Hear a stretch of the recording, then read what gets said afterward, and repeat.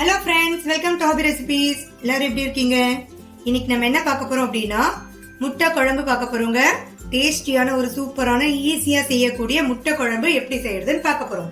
வாங்க ஃப்ரெண்ட்ஸ், எப்படி செய்யறதுன்னு பார்க்கலாம். ஃபர்ஸ்ட் நம்ம முட்டை குழம்பு செய்யறதுக்காக என்னென்ன பொருள்லாம் தேவை அப்படிங்கறத பார்த்துடலாங்க. நான் இன்னைக்கு ஒரு 6 முட்டையை பாயில் பண்ணி தோலை நீக்கிட்டு எடுத்து வச்சிருக்கேங்க. அதுக்கப்புறம் ஒரு 3 தக்காளியை ஃபைனா சாப் பண்ணி வச்சிருக்கேன். இங்க பாருங்க, ரஃபா சாப் பண்ணி வச்சிருக்கேன்.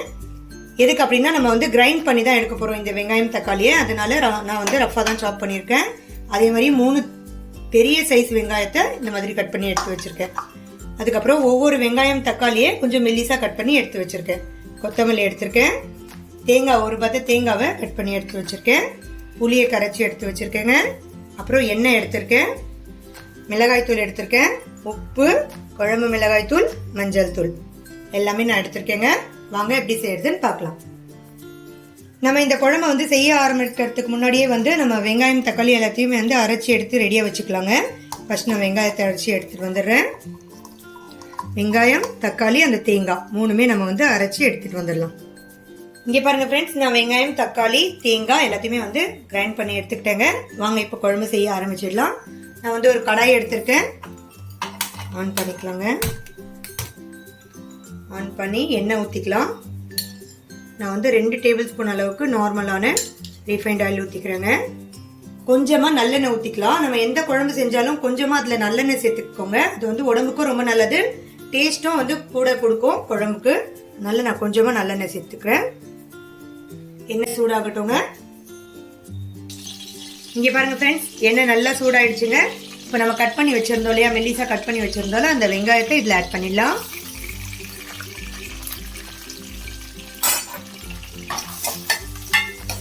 வெங்காயம் கொஞ்சம் நம்ம வதங்கட்டும்.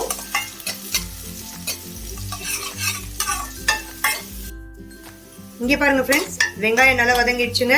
இப்போ இதுல நம்ம கட் பண்ணி வச்சிருந்தா தக்காளி ஆட் பண்ணிடலாம். ஒரு 2 நிமிஷத்துக்கு இந்த தக்காளியும் நல்லா வதங்கிட்டோம். அதுக்கப்புறம் நம்ம அரைச்சி வச்சிருந்த மசாலாத்தை ஆட் பண்ணிடலாங்க.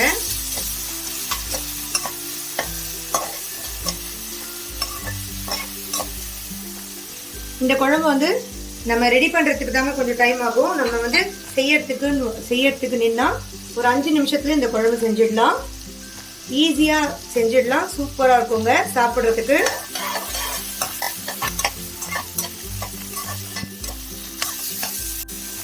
ஈஸியா செய்யக்கூடிய இந்த முட்டை குழம்பு கண்டிப்பா நீங்க எல்லாருமே வீட்டுல ட்ரை பண்ணி பாருங்க ஃப்ரெண்ட்ஸ். இதே மாதிரி நிறைய ரெசிபிஸ் எனக்கு தெரிஞ்ச ரெசிபிஸை நான் என்னோட சேனல்ல போட்டிருக்கேன் ஃப்ரெண்ட்ஸ். நிறைய ரெசிபிஸ் போட்டிருக்கேன். 100க்கு மேல ரெசிபிஸ் நான் அப்லோட் பண்ணியிருக்கேன். உங்களுக்கு தேவைப்பட்டுச்சுன்னா நீங்க என்னோட சேனல்ல போய் பார்த்துக்கலாங்க.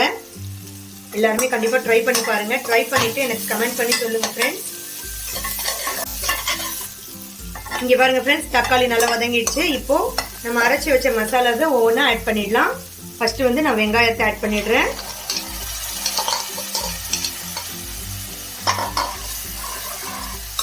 அதுக்கப்புறமா தக்காளி ஆட் பண்ணிடுறேன்.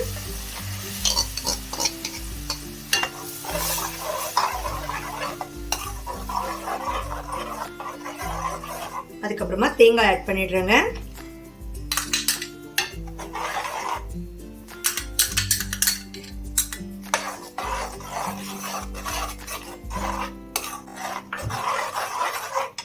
இப்போ மசாலாஸ் ஆட் பண்ணிடலாம். ஃபர்ஸ்ட் நான் மஞ்சள் தூள் ஆட் பண்றேன், ஒரு 1/4 ஸ்பூன் அளவுக்கு. அப்புறமா மிளகாய் தூள் ஆட் பண்றேங்க. மிளகாய் தூள் நான் 2 ஸ்பூன் அளவுக்கு ஆட் பண்றேன். எங்க வீட்டுல கொஞ்சம் ஸ்பைசியா சாப்பிடுவாங்க, அதனால நான் 2 ஸ்பூன் ஆட் பண்றேன். நீங்க கம்மியா காரம் சாப்பிடுறவங்களா இருந்தா கொஞ்சம் கம்மியா ஆட் பண்ணிக்கோங்க. ஏன்னா குழம்பு மிளகாய் தூள் வேற நான் ஆட் பண்ண போறேன், அதனால கொஞ்சம் கம்மியா ஆட் பண்ணிக்கோங்க. அதுக்கப்புறம் உப்பு ஒரு ஸ்பூன் ஃபுல்லா ஆட் பண்றேங்க. தேவைப்பட்டுச்சுன்னா திருப்பி ஆட் பண்ணிக்கலாம். அதே மாதிரி குழம்பு மிளகாய் தூள் 1 ஸ்பூன் அளவுக்கு ஆட் பண்றேன். இந்த குழம்பு மிளகாய் தூள் நான் வீட்லயே செஞ்சதுங்க. இதோட ரெசிபிஸும் நான் வர டேஸ்ல நான் அப்லோட் பண்றேன்.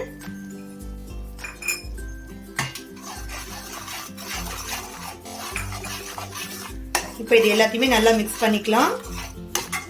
அதுக்கப்புறம் நம்ம கரைச்சி வச்சிருந்த புளியை இதுல ஆட் பண்ணிடலாங்க. நம்ம எப்பவுமே புளி ஆட் பண்ணும்போது ஃபுல்லாக அப்படியே ஆட் பண்ணிடக்கூடாது. நம்ம பாதி வந்து சேர்த்துக்கணும். சேர்த்துட்டு நம்ம குழம்புல தண்ணி எல்லாமே ஊற்றிட்டு நம்ம டேஸ்ட் பண்ணி பார்க்கணுங்க. புளியோட டேஸ்ட்டு கரெக்டாக இருந்தால் ஓகே, கம்மியாக இருந்தால் ஆட் பண்ணிக்கலாம். இல்லை ஏன் அப்படின்னா ஃபுல்லாக ஆட் பண்ணிட்டோன்னா புளி டேஸ்ட்டு வந்துடும்.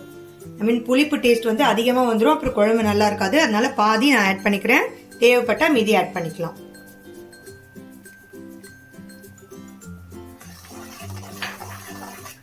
இப்போ நம்ம இதில் தண்ணி ஆட் பண்ணிக்கலாங்க.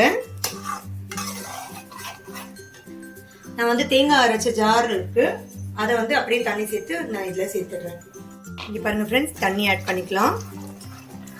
குழம்பு வந்து ஒரு 10 நிமிஷத்துக்கு கொதிக்கணும், அதனால கொஞ்சம் தண்ணி வந்து எக்ஸ்ட்ராவாகவே ஆட் பண்ணிடுங்க. ஏன்னா அது ரொம்ப திக்காயிரும் குழம்பு கொதிக்க கொதிக்க. இங்கே பாருங்க ஃப்ரெண்ட்ஸ், இந்த அளவுக்கு தண்ணி ஆட் பண்ணியிருக்கேன். இங்கே பாருங்க ஃப்ரெண்ட்ஸ், இந்த குழம்பு 10 நிமிஷத்துக்கு நல்லா இதே மாதிரி கொதிக்கட்டுங்க. நல்லா 10 நிமிஷம் கொதிச்சதுக்கு அப்புறம் நம்ம பார்க்கலாம். இங்க பாருங்க ஃப்ரெண்ட்ஸ், குழம்பு வந்து நல்லா ஒரு 10 நிமிஷமா நல்லா கொதிச்சு நல்லா இங்க பாருங்க சூப்பரா வந்துடுச்சு. நம்ம சேர்த்து அந்த எண்ணெய் எல்லாம் சைட்ல இருந்து நல்லா பிரிஞ்சு வர ஆரம்பிச்சிருச்சு பாருங்க. இப்போ நம்ம இதுல முட்டையை ஆட் பண்ணிடலாங்க. இந்த முட்டையை நான் வந்து பாயில் பண்ணி வச்சிருக்கேன். முட்டையை இந்த மாதிரி கொஞ்சம் கீறி விட்டுருங்க, கட்ஸ் மாதிரி போட்டுக்கோங்க. இங்க பாருங்க, போட்டுட்டு இதுல ஆட் பண்ணிருங்க. எல்லா முட்டையும் அதே மாதிரி கட்ஸ் போட்டு இதில் ஆட் பண்ணிடுங்க. அப்போதான் வந்து அந்த குழம்போட மசாலா வந்து நல்லா அந்த முட்டையில இறங்கும். அதுக்காக நம்ம இந்த மாதிரி கட்ஸ் போட்டுக்கலாம்.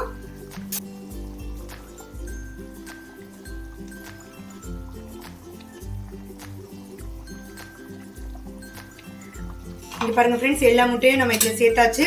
இப்போ கரெக்டாக ஒரு 3 நிமிஷத்துக்கு இந்த குழம்புலயே வந்து இந்த முட்டை கொதிக்கட்டும். அப்போதான் வந்து இந்த மசாலா எல்லாமே நல்லா முட்டையில இறங்கி டேஸ்டியா வரும். 3 நிமிஷத்துக்கு அப்புறம் நம்ம ஆஃப் பண்ணிடலாம். இங்க பாருங்க ஃப்ரெண்ட்ஸ், 3 நிமிஷமா இந்த குழம்புல வந்து இந்த முட்டை வந்து நல்லா கொதிச்சிடுச்சு. இப்போ இதுக்கு மேல நம்ம வந்து கொத்தமல்லியை தூவிட்டு ஆஃப் பண்ணிடலாங்க. குழம்பு ரெடி ஆயிடுச்சு.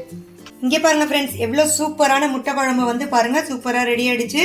இந்த வீடியோ உங்களுக்கு பிடிச்சிருந்துச்சுன்னா லைக் பண்ணுங்க, ஷேர் பண்ணுங்க, கமெண்ட் பண்ணுங்க. மறக்காம என்னோட சேனலுக்கு சப்ஸ்கிரைப் பண்ணுங்க ஃப்ரெண்ட்ஸ். தேங்க்யூ.